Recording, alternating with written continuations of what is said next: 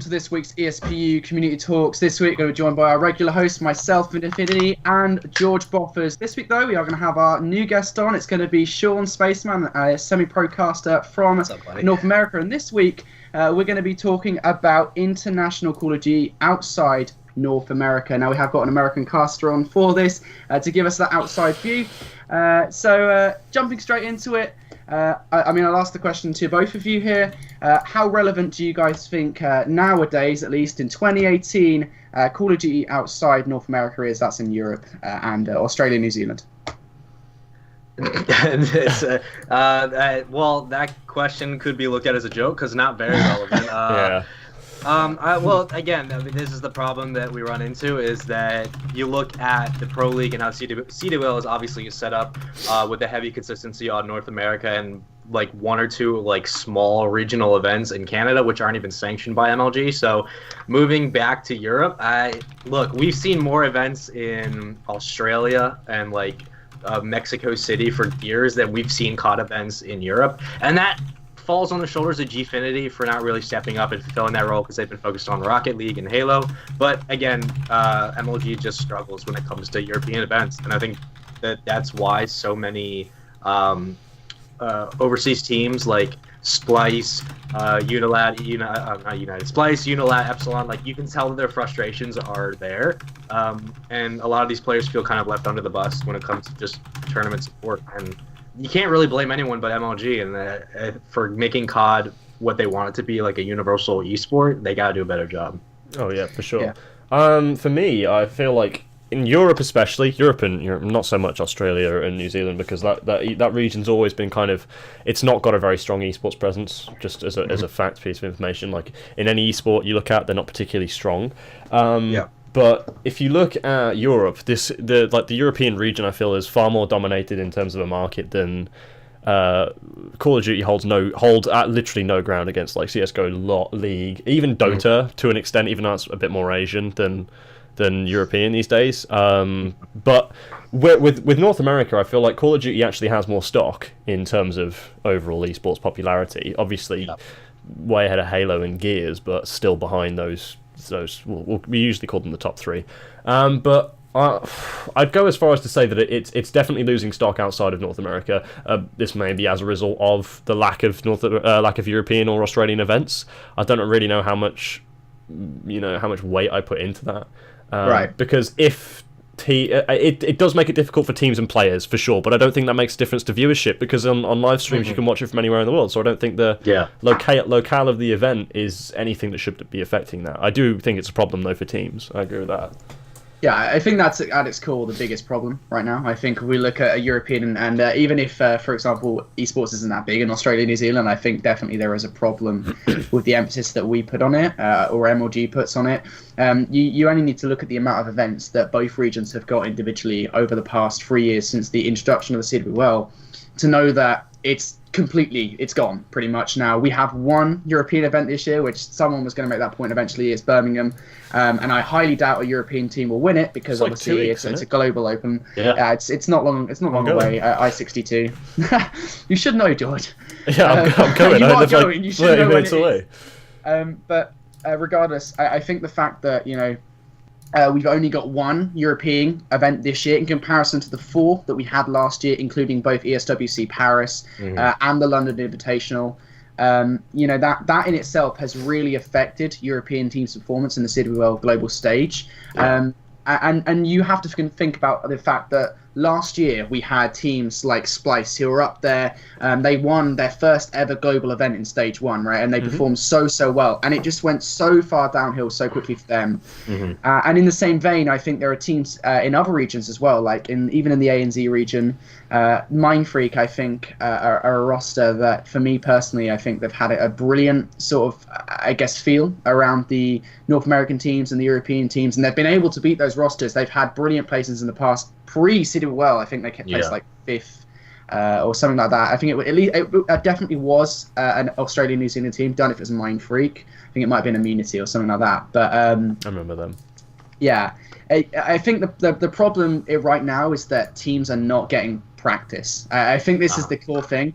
North America has such a brilliant structure, right? I mean, you have to look only even at the highest levels. They get at 12 teams. I think they'll probably end up in the second stage the global. I was confused where you're going with that. Then yeah, in the second stage there'll be like 12 teams guaranteed. Watch it, and then and then you have below that, you have lower level amateur open events like the Esports Open Tour, which you cast, and events like that, which people actually go to, people actually support. But in Europe, there's nothing like that. There's literally nothing. There's a few events like EGO and stuff like that. Yeah, like Brussels or something like that. There is nothing. Yeah, and exactly. And when the problem is that those events are very much based for those countries, so not many teams outside the Netherlands, for example, will go to events inside the Netherlands, because of course the money is a big problem for them. Yeah, even though like the Holland's like super cheap to travel to, like Amsterdam's super cheap to go to. People still don't want to pay money for small prize pools like what, 2,000 euros. Yeah, you don't want to waste money like that, especially when the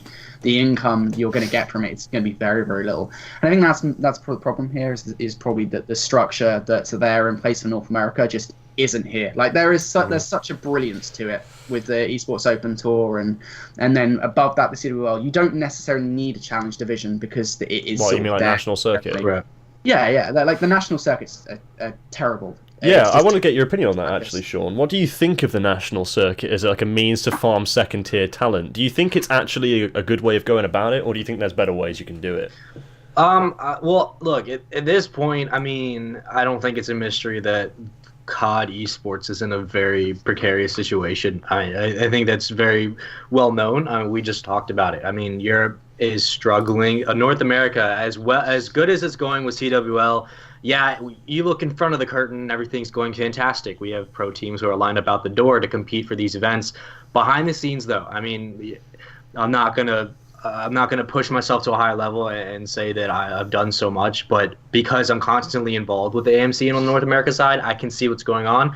The national circuit is perfect. It's what we need. And diving into that concept, it's a struggle when it comes to the off-branded sections of what players are competing for, because they're, again, MLG and Activision hold such a strong grip in terms of the licensing, the terms and conditions in which players can compete for CWL, age restrictions, which obviously have been there for years, but this whole concept of the national circuit, which allows these teams outside the region or outside the region of America, going towards North America, of Canada, or inside the region as well, to be able to compete and give themselves a name. It's like we took Black Ops 2 League play and you sort of like structured it so like the Masters Division teams could now compete for their chance to make a name and then push themselves into the real circuit. Okay. But this is probably the best thing that we've seen. It's like an open bracket online, and again, it's hard to sort of just break down what it really is, because it's very complicated with the way that Activision has licensing agreements with what events can be sanctioned. I know that from my personal experience, a lot of the events that I've casted on LAN, Activision has let us know beforehand that they had a problem with some of these LANs taking place. And I don't want to go into further detail because I don't know what I'm allowed to talk about. But Activision and MLG are very close to the AM community, but they don't step into it. They just sort of, they bring their hands over and they'll manipulate a little bit to make sure everything runs according to their plan, and then they'll step back and just let things unfold. But problem is that a lot of these AM events, these kids come and they compete and they're playing for the dream of making it, but there's no physical ramification for their placing. So they come and compete, so it's like this abstract imaginary satisfaction is then built up, and they're like, we're making it somewhere, but because MLG and Activision aren't necessarily physically involved, they feel like they're pushing themselves all the way up here, but in reality, there's no physical measurement for where they're actually going. So this national circuit is sort of a step in the right direction to building a physical representation of your success and your motivation to get better and get in the scene. But again, I mean, we're going to need more than that. I mean, it's great for teams to come and compete, and I like what they're doing. Like a good friend of mine, Dirk, who casts Call of Duty, they have these casters like him and Fox who come in and they cast over these matches, which is great because these guys have been AM casters for years. They're now professional casters, but they don't get the on-stage recognition that they should. So they allow these guys who are still pushing their way up into the scene to come on and show what they got, which is great. But the problem is that other than basically this, they're like, yeah, we're doing something, we're going in the right direction, and we have all these teams now competing for the national circuit. They're going to make a name for themselves, they're going to get money support, and they're going to earn themselves a place to, compete in an open event and make it into the pro league. But other than that, I mean, it's like you have a 2% pro league, a 1% national circuit, and then the other 97% is just this cluster hell of teams and players who have no foundation, unsupportive organizations with too many promises being broken through unsustainable contracts, and they're just basically playing for a title that they think will then push them into the to the top of the pro league. But again, I mean, there's no physical there's no physical ramification for what they're doing. There's no physical reward for all the work they're putting in. So National League is definitely, and the national circuit is definitely a step in the right direction, but with the way that COD's going, it's all cyclical. I mean, the way that the COD is we all know it's going downhill. But this is, I feel like, it's like, they're like, yeah, we're doing the right thing, it's coming back, but it's going downhill now. So you're basically looking at a positive and a negative canceling each other out, and at the end of the day, we're still stuck in the same situation, and a bunch of these AM teams with millions of players still have really nowhere to compete. Yeah, I was thinking about this actually while you were just saying that. In comparison to other esports, I see like national circuit is like a means to farm, not necessarily farm, but cultivate second tier talent, should we say, if we put it in tiers like that. So whereas in CS:GO you'd have what's it called, the Mountain Dew League in comparison to the ESL Pro League, two teams from that, or something like top 3, top 4, get immediate promotion to a relegation tournament with 2 teams from the ESL Pro League. And if I recall, back in Black Ops 3. We had something similar where Liquid was which was like a team of like Study, Merc. I struggle to remember the last two, but the Liquid. We had a similar concept, and I remember them just choking out to TK, who had absolutely like flunked the whole of the regular season. And that for me seemed like a more logical, at least a progressive way to get up into that pro bracket. For me, the national circuit is a fantastic concept. It's a fantastic premise, but as a way to kind of like as a stepping stone up in towards that professional band, I don't see how you transition from the national circuit into the pro league.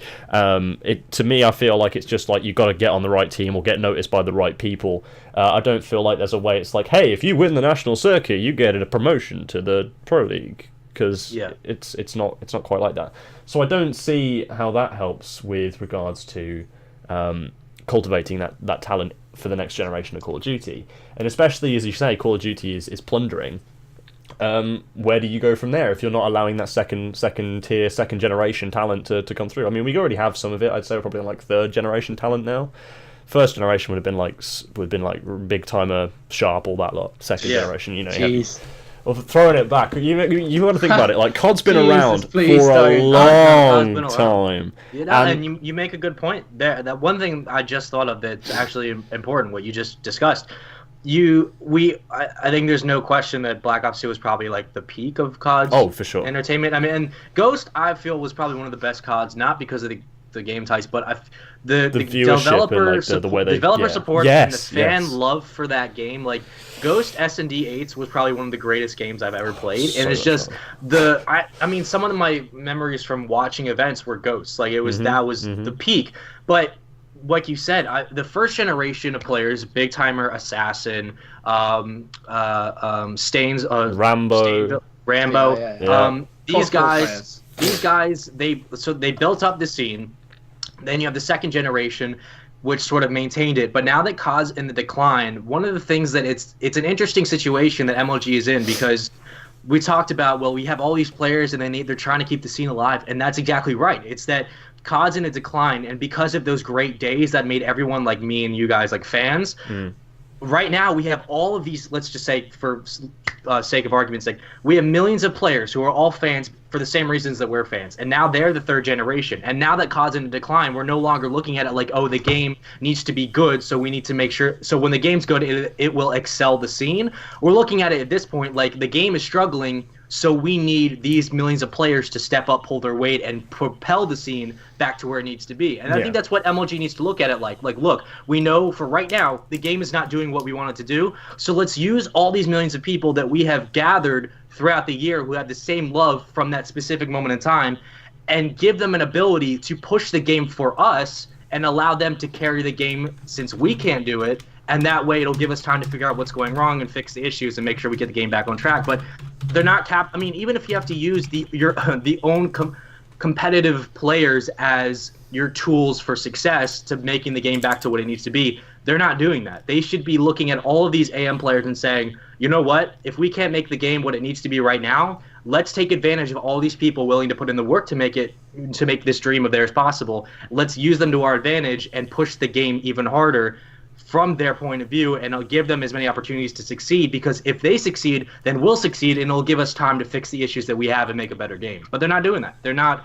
giving support to all these AM players. Do you think, this is open to both of you, by the way, do you think that with what we were just saying about first-generation COD players, we're now probably on, like, third generation, do you think that in terms of the viewership currently, we're currently still surviving now off of first and second generation? Probably not so much first now, they're probably all passed on, but I think second generation viewership, shall we say.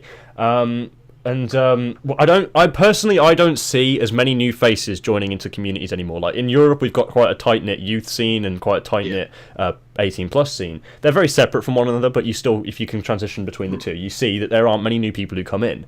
For example, like that Nathan guy who played with Epsilon came in and then came straight back out again. Like, here's the door. You haven't succeeded, and now you're going to leave. So for that one, I don't see a lot of new faces coming in anymore. I see the same teams competing with roughly the same rosters. Maybe there's a few changes, and obviously maybe there's a few new faces, but those people who in the public space, shall we say, the public scene of like the CWL and the larger scale tournaments, who come through as like, oh, this bursting young talent. They've been playing COD for years. They're just underground players that you haven't seen before. In terms of like, if you're at a very like grassroots ground zero level, you will literally, I don't see much new talent coming through. And do you think this is by virtue of the game? Do you think this is by virtue of MLG not pushing Call of Duty esports enough? Because I personally found out about Call of Duty esports when I got, like, Black Ops 2 first came out. MW3 actually, I found out about it. I found out it existed because I was like, oh, I really like COD. I'm kind of young. I'm a bit obsessed with it. I want to look at it on Twitch. And what did I find? Nadeshot streams. Everyone streaming. In Black Ops 2, I was like, oh, Nadeshot streaming. I'll tune in for a bit. And then scroll down. So like Clayst is streaming. Aches is streaming. Everyone was streaming. Like it's so readily available for you to absorb. And like, for God's sake, we used to have Revan and Puckett sitting in that MLG studio casting pro scrims like it was a series. And it was just like so much exposure all the time. Like, it was just constant content to absorb, and I feel like I'm waiting from week to week now for each big event to take off. Like, I barely watch Pro League because it's like a few matches a night that go on way too late for EU viewership. Like the last map last night between, like, what was it, FaZe and United, the last game of last night, game 5, was like at 3 a.m. Like, I'm sitting here like, oh, okay, I might just watch this in the morning on the VOD. So in that regard, I don't see much talent coming through. Do you think that there's a way that at least, okay, we'll look at it from MLG's standpoint and then from Activision's standpoint as the game. So how can MLG farm that talent to come through, or at least attract a new talent like we had in Black Ops 2?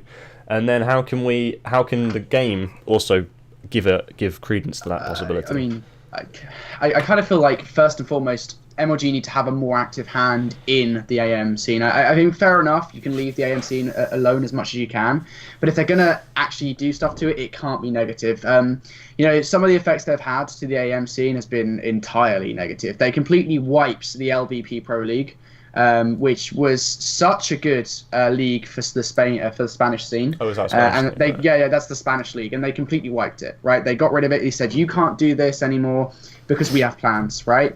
Which was the Spanish national circuit, which is inhabited by UK players. Yeah, exactly. Right, brilliant plans. I think if MLG can have any kind of effect on the semi-pro league or the semi-pro scene or the AM scene, it has to be a positive and heavy-handed approach. If I'm honest, as much as you can have the national circuit, you're putting what, $1,000 on the line for a national circuit league. That's nothing. That is absolutely nothing. Yeah. There is no reason for you to play for a national circuit. It's almost not even worth playing for. Yeah. Is it? And as much as you give like the casters like Dirk and Fox a chance, right? They need to be casting together. You can't just have one caster on a stream. You need to be promoting the hell out of that stream first and foremost, right? You need to have that be tweeted 24/7, and that goes for the events as well. There's nowhere near enough promotion for the big events. No, there's not. Yeah. And I agree with that. You need to be promoting the events. It's an issue with as itself. much as you can. Be tweeting it, get the casters to tweet it, get the players to tweet it. I think there is something in contracts where orgs have to tweet it, but they need to transfer that over to the AM scene and the national circuit as well. But they need to raise the prize pool for the national circuit to, what, 20k? Something like that. Just something that would make it viable to play for. Something viable to play I'll tell you for, this, right? if they raised it to like 15, 20k, you could tell their viewership would jump. Like, Yeah. that Oh, would for be sure, perfect. dude. Yeah, there is no reason to watch a 1k pro league, right? The stakes are higher. Hell, I mean, the lands that I cast that are like the most, I've casted a scrap together land in a day. Like, it was like, oh, let's just throw this on today. It was like 2,000. Like, you can't have AM lands that take place in sheds that have more money on the line than a nationally sanctioned circuit. It's You've just got not like okay. NJ Rod spamming out like 4k as a first place prize. And you're wailing in comparison to the CWL sanctioned national circuit. Like, come on. Yeah, and to be fair, there is no reason for you to be scrimming and then streaming those scrims as well. I do agree with pro players who say they don't want to stream their scrims. Yeah, I can agree with that. I agree with that straight away. There shouldn't be a forced content by any means, but I think players do need to do more. They do need to do more. That's why it's 100%. And yeah, exactly. You're dying. It's dying because people don't want to watch CoD when you're not being an entertaining streamer. Exactly. The most entertaining streamers do get viewership, right? And Optic, back when they were entertaining, when they were streaming daily, they were back in the room where Big Time was falling over chairs and stuff backwards, and Nate Sean's come for rap battling. People would want that to watch, right? You need personalities, and you need to create personalities, which, fair enough, there are streamers doing, like Attach. He is doing his best, He's right? trying. But everyone needs to be doing it, right? And I think by extension as well, just as the players need to do their part, which they're not at the moment, MLG needs to do their part, right? Yeah. You need structure for every single region. You cannot expect the EU region and the ANZ region to not die if you're killing off their leagues and then replacing them with $1,000 national leagues. It's just awful. It's not a good idea. And to be quite frank, just something as simple as saying we're going to have the Global Pro League, or going back, in my opinion anyway, would be to go back to the online regional leagues. I don't see anything particularly wrong with online leagues myself. I did honestly, beyond getting hit offline for some reason, and I don't probably think it would happen as much anymore, given that we've matured a little bit now. I think just having that level, and then having a level below that is not necessarily encouraged in private to say MLG, while they might say this event can't be on here, but we do encourage that you guys do this. Actually say this is an MLG event. This is a Challenger Division, for example, something like that, right? And you have a Challenger Division league for North America, 10 teams, Europe, 8 teams, and Australia, New Zealand, or APAC, Asia Pacific, whatever you want to do, 6 teams. And then, for example, as well, even if you don't have pro leagues for South Africa and South America, you still give Challenger Division leagues to those regions, right? Because you're growing it, right? And then when that growth happens, what you're doing is you're growing your viewership at the roots. You're letting people play at the lowest level possible. You're building up a structure through which teams can realize that actually they don't just need pro points to relegate and to promote themselves all the way through the leagues. They can do it by actually playing. And that right there, that is the best way to gain viewership and bring CoD back to the fore.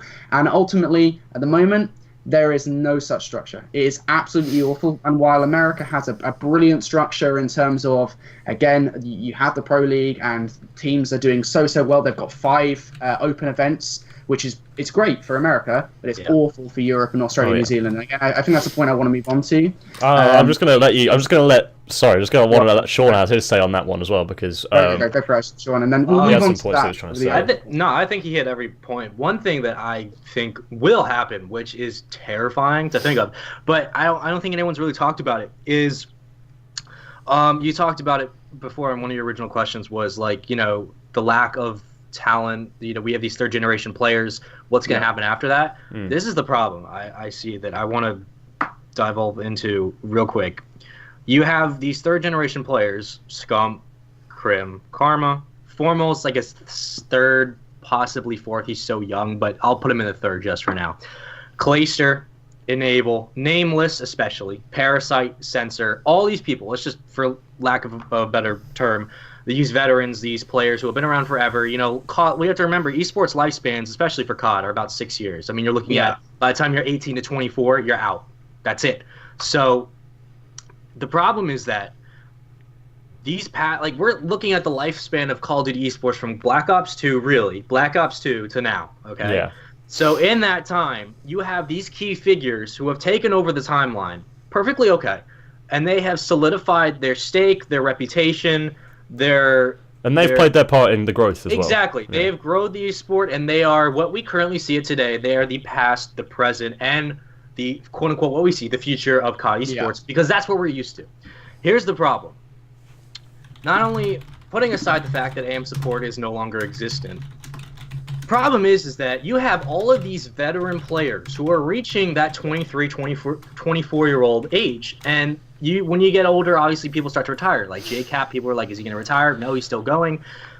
Problem is that, we talk about players not coming through the scene. You don't see a lot of new faces.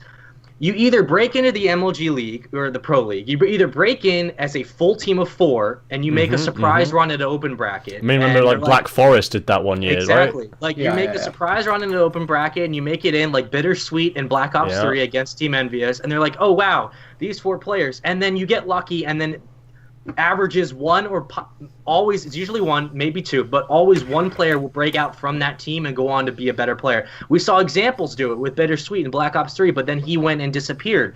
Problem is that there's only 2 ways this goes down. You either have, we're going to get to a point where this imaginary ceiling of players, we basically have a talent floor, and the floor is going to rise, and as all these players who have held up this scene for so long get to the point where they retire, they're going to go over the top of the wave, and what are you left with at the bottom? Nothing but sand. There's going to be no one left, really, to bring in the new team. And the problem is these owners looking at, like, we make team changes, we're not looking for, we're not looking for upcoming talent. We're looking for, okay, hypothetical example. Karma's leaving, all right? He's really old. He's getting time to retire. He's got leaving. a kid.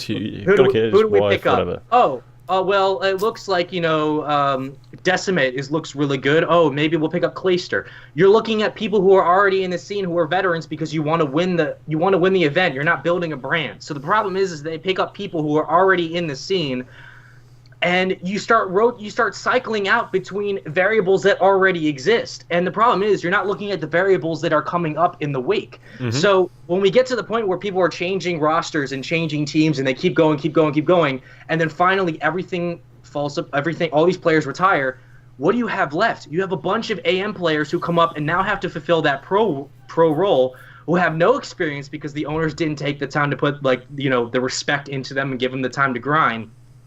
And now you're left with an MLG scene that is gone from 90% original pro players to now 90% new AM players who are now taking over the pro scene. Yeah. So you're either going to have 2 options. It's either going to be, we're going to have a couple of years of Call of Duty coming in the future where the talent's going to be, again, this is not to shame anyone in the AM scene, but for what we're looking at right now is the golden age of players. It's the talent's going to be mediocre, and players are going to have to, the skill level's going to drop in the game. Yeah. Or we're going to be looking at a situation where we're basically going to have a bunch of old veterans trying to stick around and picking up new players who have no experience, and it's just going to be a cluster hell, because I don't want to use a different word. It's going to be a cluster hell of just different. It's going to be a cluster hell of old and new players who just don't have the right chemistry that they need, and they're on different generational paths of Call of Duty understanding, and they're not going to be able to compete with the same levels. So this is the problem: is we're going to have this to use a more economical term, we're going to have this market crash of Call of Duty where all of these players, these veterans, are going to rotate out, and you're going to have these AM players come in and try to fulfill that old role. Yeah. And when you have all this new talent in there, I feel like the skill gap will drop significantly, and it's basically going to leave. We're going to have like a new pro scene where it's literally 18 to 20-year-olds, and that's great, that's fine, but it's not going to be like, oh, we have 12 out of the 14 teams who have all-star players on it. No, it's going to be all 14 teams are kids who are 18 or 20. None have really made a name for themselves yet, and it's just going to be like, well, we can't really break down the games beforehand because we don't know really how these players have lived up to hype or if they've won any events. So we're going to get to a point where Call of Duty is going to, in terms of skill gap, is going to go from the highest it's ever been to right back down to the beginning, and we're going to get the repeat of Black Ops 2 where it's like, oh, now we have all these new players, let's see what happens, and it's just going to reset. So the cycle's going to reset whether we like it or not. Problem is, it's the owner's fault. They're not taking chances. They're just rotating players and doing trades within the already existing environment, and they're not giving new AM players the opportunity they need. And that's the problem, is because these AM kids are competing for something that doesn't exist, and that one of you is going to eventually make it, but what about the other four? Where do they go? Exactly. They end up fall disappearing. They end up going back to AM events and competing online, and then they end up going and just doing normal things with their lives. Like, we're not giving them the support that they need, and that's the problem, is that when we don't support the AM players, we're screwing over all of these veterans who eventually, when they leave the scene or if they stick around longer, they're not going to have anyone in support who really knows what they're doing when it comes to fulfilling that next role. I feel like that's a very apparent structure that is actually very well developed in esports like Counter-Strike. We'll look at this as an example because it's one that I can just bring to hand immediately. If you look at the French scene in CS, you've got Existence, who is the most tactical and pedantic in-game leader possible, and he had a team. Instead of him getting on like a big brand team, he's getting quite old. He's been playing since 1.6. It's been going on for years and years and years. So he joined LDLC, team with nothing going on, no business, gets it into the EPL Pro League. So sure, he's cultivating some younger talent. Still not a great team. Tier 3 kind of team, not really achieving too much at events, but at least he's like farming that talent. Some of which are now moving on to Envious, some of which are now moving on to not G2 quite yet, but that's possibly where it's going to end up. If you look at the reverse of that to be true, where you're picking up where it's a veteran roster picking up a younger talent, that happens in CS all the time. You got to look at it from recently. Fnatic, they picked up, right, in CS:GO there was a huge fad with having academy teams where you have younger talent that you're just basically going to have as a monopoly to buy their contracts, sell it on. But Fnatic decided that they wanted to get their in-game leader from that Fnatic academy roster and bring it into the main starting roster after removing Olaf Meister and Dennis. So bold move to remove Dennis, of course, but you bring in Lekro, who is some second-rate talent who's now turned into a god, and you bring in Golden, who's proven to be an absolutely fantastic tactical in-game leader from Sweden, so it fits in the mesh perfectly. Whereas in CoD, I don't feel like if you had a team with so many starred veterans like you do in Fnatic with JW, Crims, Flusher, and you had that in CoD, so say you have the Optic lineup, you're not going to have, like, one of those players, like, say you have Crimsix, just leave, go off, do his own thing. You're not going to have, like, okay, we need someone who's kind of vocal, in-game talking, can lead the team. Why don't we give this new guy who's doing this for, say, like, Era a go? No, we'll just take, like, Clayster, JCap, anyone like that. Anyone want to come in who we've played with before? And I do think that's what you say is very true there in terms of cultivating that talent. Yeah. It happens. I don't know if it happens too much in Europe though, because if you think about it, Marky, you guys are strict. No, you guys are strict. Perfect example actually. GGEA. Yeah. GGEA, an organisation that is meant to be an academy. Owned by, well, not owned by Optic Game, but owned by their parent company, picked up Marky B. I mean, come on. But who's on Marky B's team? Urban, Alex, and Defrag. All players who have been around maybe like top 12, top 8 like in tier 2 European talent. Yeah.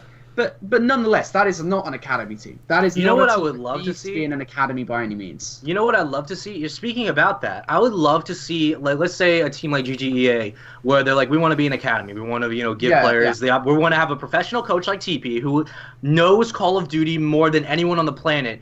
And you know what would be really cool? If they take someone like Marky B, or they take a professional who maybe, let's say, they've reached the end of their prime, they're getting to the point where maybe they're considering retirement.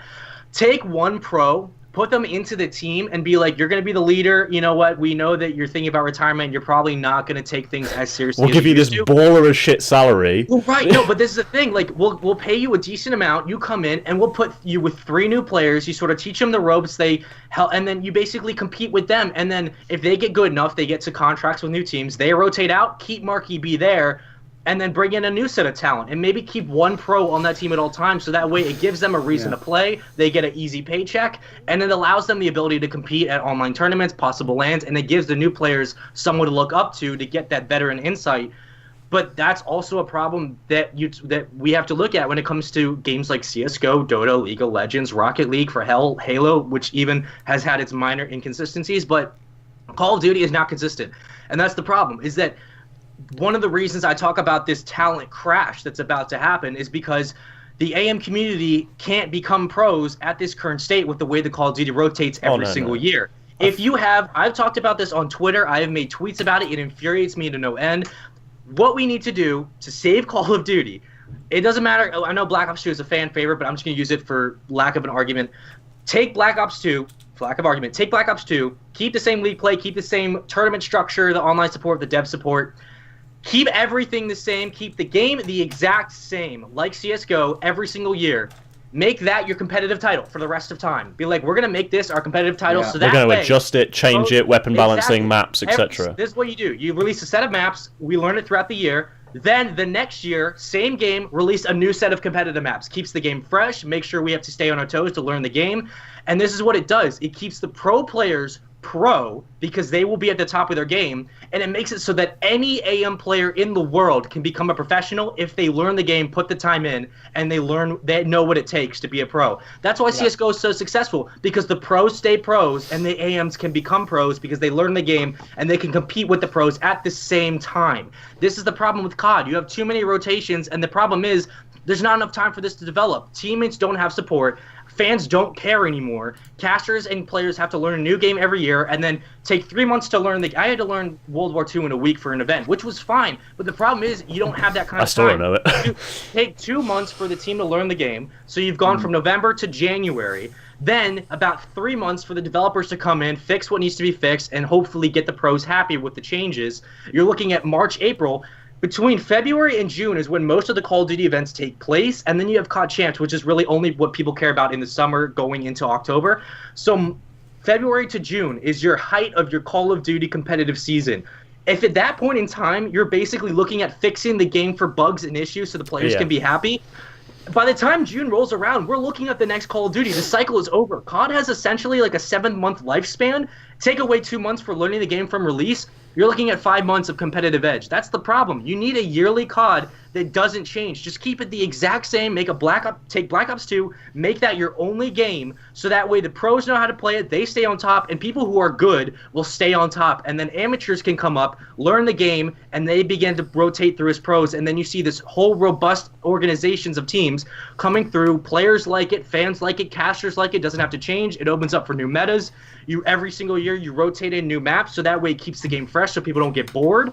It's an easy way to fix the game, but the problem is we rotate every single year and we change time zones.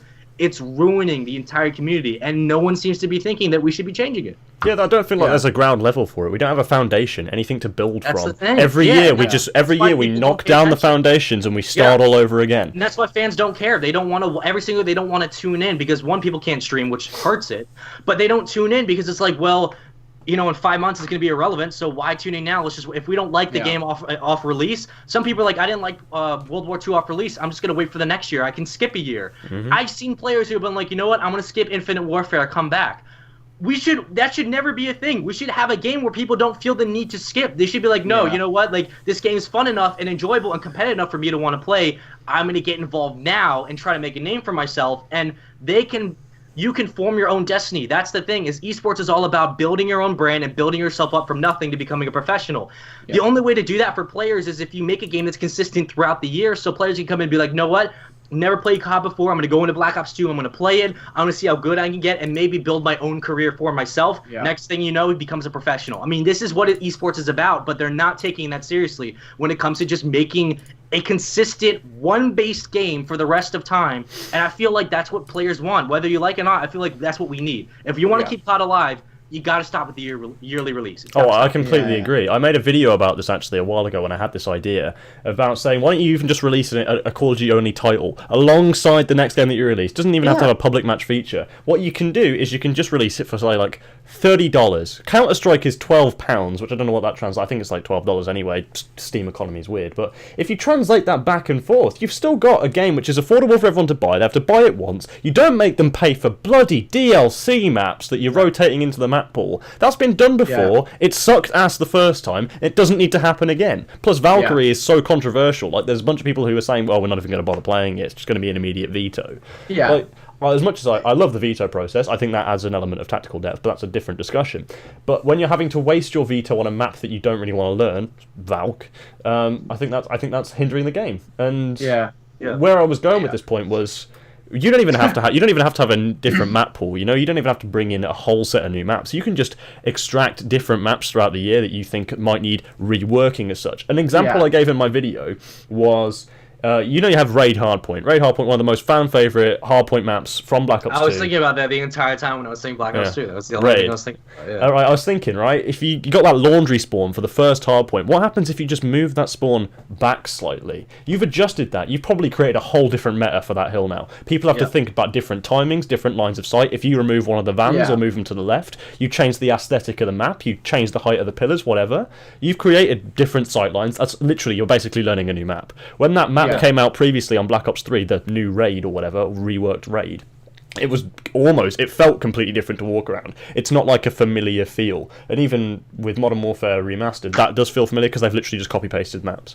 But I feel like you can just do that. CSGO do that. They rework the map, they pull it out, give it a new shiny lick of paint, and move a bunch of spawns, bunch of different features, remove a bunch of different lines of sight. I mean, if you look at Inferno recently, they changed the whole of the B site so you can't bank nades off of the pillars anymore to block off smokes and stuff. So like it's a completely different strategy, and I think that's what COD needs. And in an international context as well, we're competing with PC games and even games like Rainbow Six, which I think is really going to become one of the competitors to Call of Duty if that comes back to console. We're going to be scuppered when it comes to Rainbow Six because their pro format is actually really good. They've got like a minor league and a challenger series and everything, and it's all given like equal airtime. ESL are really doing well with that at the moment, and they've got like Brazilian teams in their leagues and everything. Like, they've got massive regional representation, and I think it's great on an international context, and I think Rainbow Six is only ever going to be on and up, and if COD can find a similar format or at least follow a similar trend, then we're going to be okay. At least I wouldn't be as optimistic to say that we're going to grow, but I think that I think for now we're just our priority should just be trying to sustain damages, like damage limitation for the time being, and I feel like we're not doing much to help that. Yeah, alright. Well, I think that's going to be it for that. I think we'll take some questions. We'll take some questions. I'll take some questions. I think one that I really want to move on to, and it was from G Clark. It was less of a question. It was more a big statement. But what he said was, how are AM teams supposed to improve if only one LAN is hosted in Europe, apart from the lucky few AM teams, such as Barrage, are able to afford to make it to America? No wonder there is way more new faces in the NA scene than there is in the EU scene, making it just die out. Well, it's a bit of a broad statement, and it's one that I think has a few points that we can definitely pick out. One that I don't think we've mentioned at all so far, and we talked about it before as well. Was the fact that, and I did want to bring it up, was the fact that Europe has a single open this year. Oh, it's not even just a single open; it's just a single event. Last year, we even had, at least we had Sheffield last year alongside Birmingham, and then a London Invitational that was just dropped on our heads at the last Paris second. As well. And Paris. And to be fair, I think it's terrible that we haven't got ESWC. Like, that's been a staple of European Call of Duty, especially Central European. Forget the UK. ESWC has been around forever. It was alright, but the problem with the ESWC, I would suggest that the problem with ESWC was that the event itself was getting worse and worse. I think it was changing focus. It was shifting focus. And Call of Duty, the focus on Call of Duty by ESWC as an organization was getting worse, which I think for one reason. And there was so many complaints last year during Infinite Warfare's ESWC. That's kind of why it's not there. But I don't think it's specifically the lack of ESWC that's the problem. It's just the lack of events, right? The fact that we have 6 open events this year, global open events. That's what they're called now. It's probably what they were. I think it's what they were called last year, but they weren't at the same time. 6 global open events that are open to the 3 regions. And of course, teams from South America and Africa could attend too. But at the end of the day, like, they're not going to. But to be quite frank, the fact that 5 of those global opens are set in America, it's way too many. It's the most we've ever had when we consider majors. Since the CWL's introduction, I think it really does make a point about the shift of focus from North America, from a sort of global stage to a North America only, and Europe and Asia Pacific as an afterthought, right? And I just want to bring this up as well, right? So during the Black Ops 3 Pro League and during the CWL in that season, there was 3 North American Open events, 3 European Open events, and 1 Asia Pacific Open event, which is then known as the ANZ region. IW Pro League, which for me personally, I think has been the best season for international IW, yeah. Okay. The IW, there were 4 North American Opens, 4 European Opens, I guess 4 European events, including the London Invitational, so 3 European Opens, and 2 APAC Opens, right? I think that itself is a brilliant model to work off, right? And the fact that this year we've transferred from 4 NA, 4 EU, 2 APAC to 5 NA, 1 EU, and 0 APAC is an incredible statement, right? And it's just a complete lack of support for any Call of Duty outside North America, right? There is no reason for European teams, and I think this answers G-Clutch's question pretty well. There is not a single reason for AM teams right now to play for anything other than the national circuit, which again we mentioned earlier was like $1,000. I mean, when there's no European events, there's no APAC events, those teams are just going to die. There's no reason for them not to. I mean, there is no. You're not watering the plants per se, are you? You're letting them die, and you're focusing on your prize part, which is North America. So, I think, from a corporate point of view, obviously it makes sense to pursue North America. Obviously, it's your biggest business model. It's your biggest fan base. It brings in the most revenue. Why wouldn't you want to do that if you're Activision? However, they don't think that they're looking at it in a really reductionist way. They don't think about the whole esport holistically. They look at it and just say, North America, who cares about Europe? As long as we've got our prime advertisement working fine, it's fine. Obviously, everyone wants to watch North America anyway. Can't even lie. Europeans even want to watch the North American teams play. Yeah. But we always want to see our representation. And I think this year has actually been a good year for Europe in terms of actually getting even more international European teams, not just UK teams, coming through. We got Monaco. Wow. You had the Spanish team as well. I can't remember what the name was. Who scared the crap out of? Yeah, no, not Giants. The one who scared the crap out of. Yeah, Heretics. Who scared the crap out of United. Like, you're getting that representation coming through at least, and they've just balled through a open bracket consisting of the top North American amateurs. Like, okay, and we're still not giving these people an event. Like, we're still not giving France an event. Yeah. Even if ESWC isn't there. I mean, what you got? SFCO? Is that really classified as an event that you want to be CWL sanctioned? I mean, I think looking at it this way, right? I think, to be fair, I think of international teams, what we'll refer to as Europe, APAC, SA, teams outside of North America, right? You look at how well they've performed since the introduction of the CWL, and it has gone downhill, I personally feel, while, of course, last year we had Splice winning a Stage 1 event. You had 2 teams within inside the top 8 during the first CWL Championship, right? We nearly won champs in BO3 as well. Right? You got to remember that. Yeah, so Splice and Splice and Slab, right?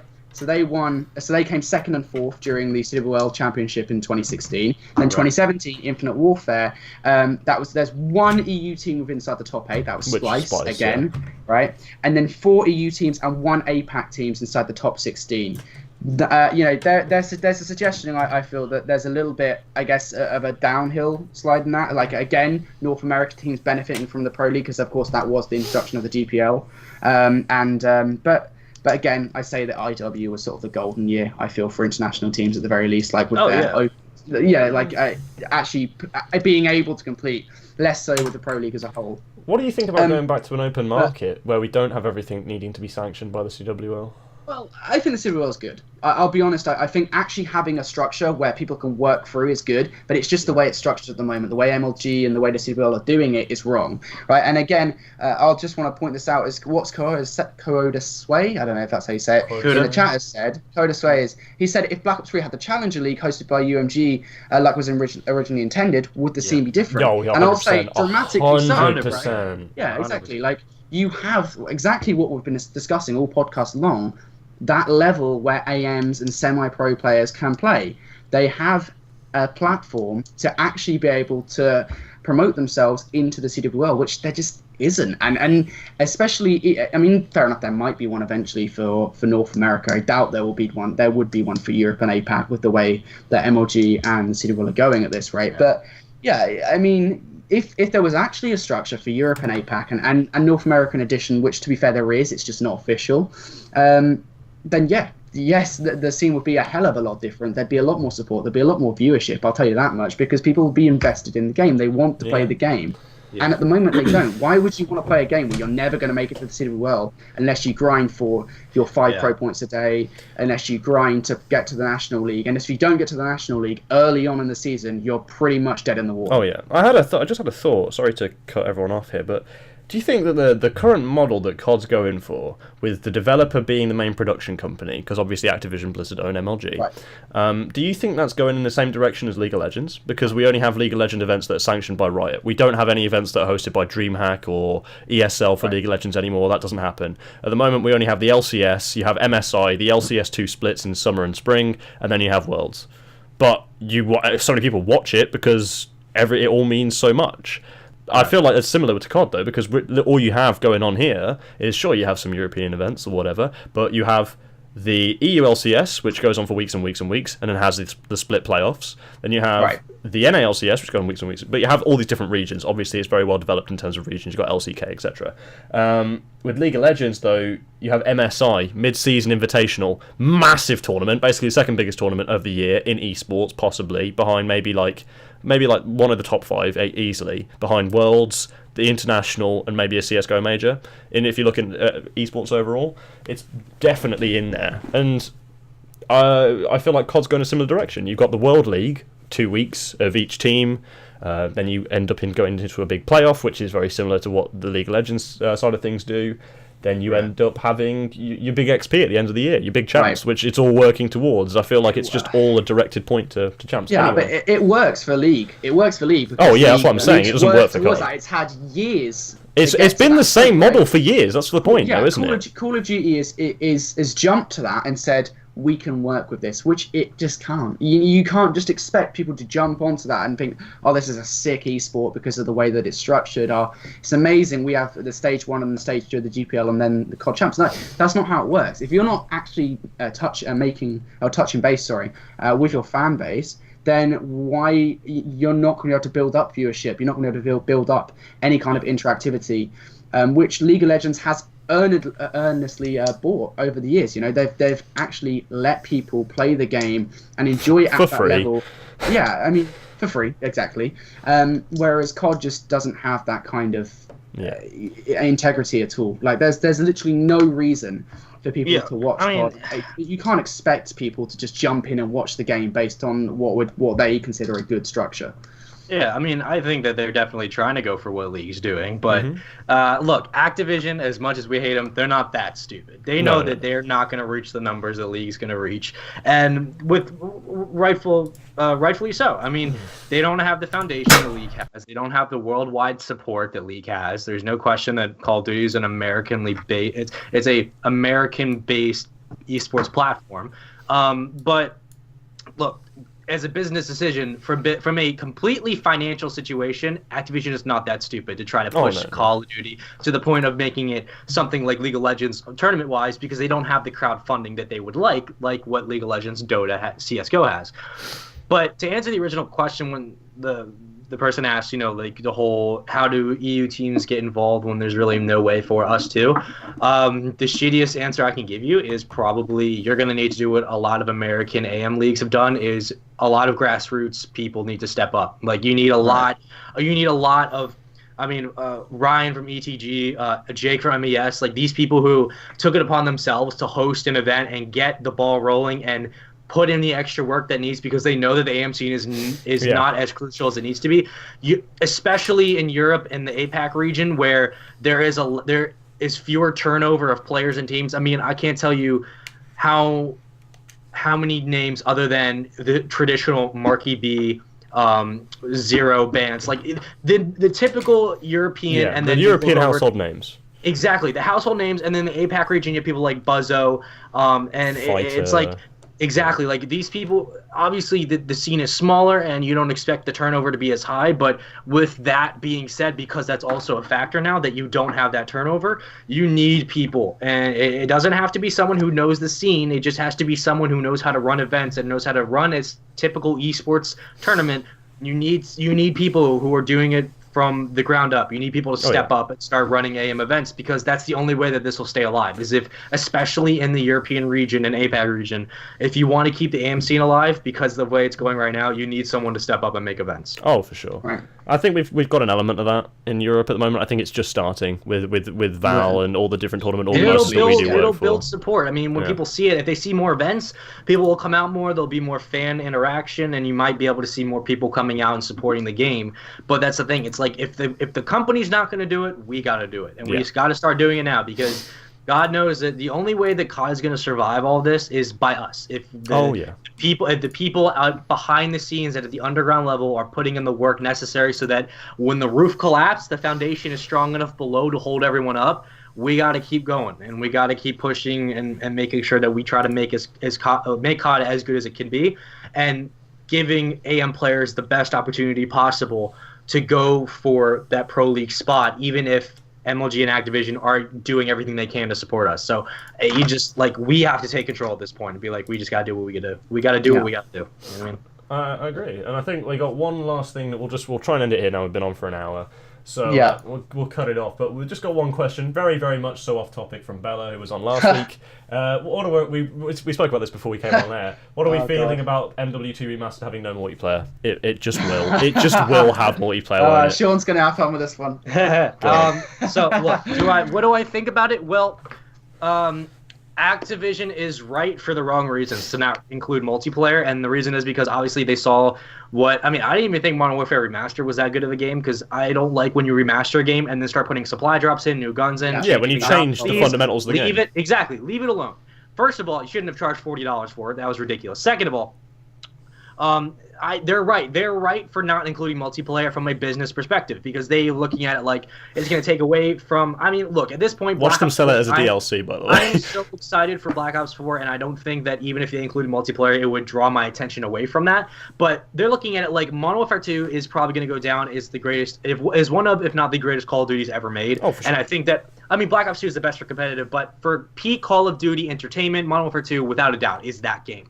So they're looking at, like, if we include multiplayer and we keep the game the same, you know, everyone's going to go back to that, and the pros are really going to be the only ones interacting with Black Ops 4, and we want sales to be on both spectrums. But with that said, that's why they're not going to include multiplayer. If these rumors turn out to be true, I understand that. I'm not happy with it, because they're right for not including it.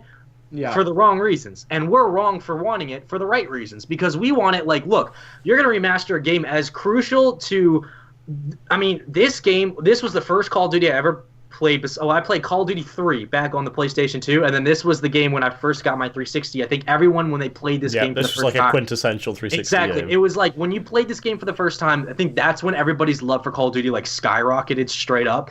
And we want this because, one, you promised us a significant title remastering that we've been asking for years, and this is something that obviously hits home to a lot of people. I mean, this is our childhood. This is what we want. So giving us half of it is not going to do it. Another thing is you're charging $25 for the campaign when I can go onto my 360 that I currently have in front of me and play the campaign offline, obviously for free. So, look, I think that I don't think they're going to include multiplayer. I think that they should. I understand why they won't.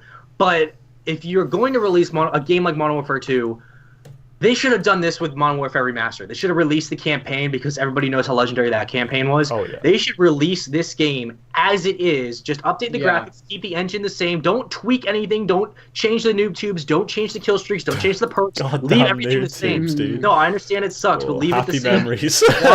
Want Modern Warfare 2, you got to keep it the same. Yeah. The thing is, though, I don't think they're going to release the multiplayer, which is a bad decision on their part, because the thing is if they don't, Activision regardless of what they feel, they're not listening to what we want. And that's the thing. We don't care about how you feel at the end of the day. We are going to tell you what we think, and we're going to be the money drivers. If you don't give us a reason to buy the game and buy, the contents you put out, you're going to go out of business. So if you don't give us the multiplayer, people will not buy Modern Warfare Remastered. Hell, if they bundle this with Black Ops 4, damn you, Activision, you will be out of business soon. Because if you bundle this with Black Ops 4, people will not buy that game either. Given the current state that Call of Duty is going, there's not going to be a lot of faith, other than the fact that we know Treyarch's making it. Activision. That's where the faith is. Activision needs to release the multiplayer if they're going to bundle this with Black Ops 4. If not, they can't be charging $30 or was it $30 or $25 for the campaign. So if I want them to release multiplayer, because I would love to be able to play Black Ops 4 and then at night go back and play Modern Warfare 2 for like 7 hours. They're not going to do it. How do I feel? I'm not disappointed. I'm just like, of course, because it would make sense for them not to release the multiplayer. But the thing is that they're not listening. That's the problem. That's why everyone's so upset about this. It's not that we're excited for Modern Warfare 2, which we are. It's that we know they're not listening to us. They haven't listened for the past 3 years. At the end of the day, Infinite Warfare was not a bad Call of Duty, and the whole rage about jetpacks was just because we were so unused to it, and it came at a weird bit time. of a bandwagon as well. Yeah, it came at a weird time, and the problem is they haven't listened to us in World War II. Take away the nostalgia factor, the game is average. The game is not that good. The maps are garbage, and the support from the developers and the players alike is just, it's not there. It's not what it needs to be. So if you and then you have Michael Condrey and Glenn Schofield who got a promotion and jumped ship midway through the game cycle, and so you take that developer support away, who were really the only ones listening to us when they we were were the driving force. Yeah, exactly. You take that away. They didn't listen to us in World War II. They took us 5 months to get camos in the game, and now you're looking at like, oh, so finally we're gonna give you Black Ops 4 for Treyarch, and we're bringing back Modern Warfare 2, the greatest COD ever made. Oh, just kidding. We're gonna give you the campaign, and that's it. Like, it's like, what do we have to do? How much money do we have to spend? What do we have to do for Activision and the guys over in Call of Duty to listen to what the hell the fans want? And if they just did that, we would, Black Ops 2 listened to what we want, and look how good it did. So they balanced every weapon that needed balancing. Exactly. PDW at the start of the game was immediately nerfed. Exactly, and they balanced it properly. They didn't go, oh, we're going to balance the FG. Oh, and then the pro players complain. Oh, damn! Well, now the bar's too overpowered. Let's buff the fire rate on the bar, and let's nerf the damage.